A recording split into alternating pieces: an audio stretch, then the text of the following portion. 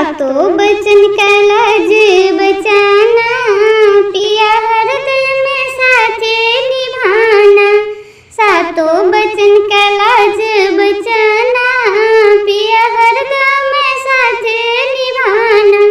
सातों बचन का लाज बचाना, पिया हर दिल में साथे निभाना।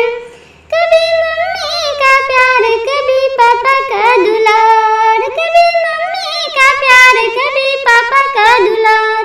कभी भैया का लाज जताना, कभी भैया का लाज जताना।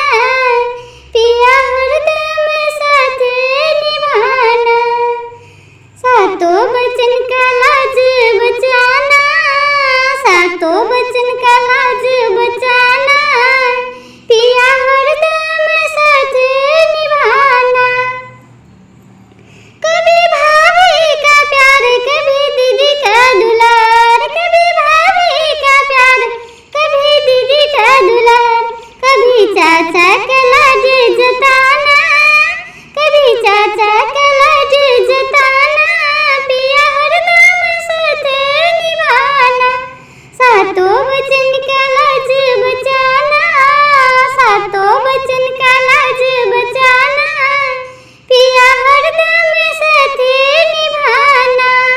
होगी मन में जो चाह पूरी करना ओदा, होगी मन में जो चाह पूरी करना ओदा। पूरे दिल से नाता निभाना, पूरे दिल से ये नाता निभाना। पिया हरदम साथ निभाना। सातों बचन का लाज निभाना, पिया हरदम साथ निभाना। होगी खुशियाँ गम एक दूजे की हम, होगी खुशियाँ गम एक दूजे की हम।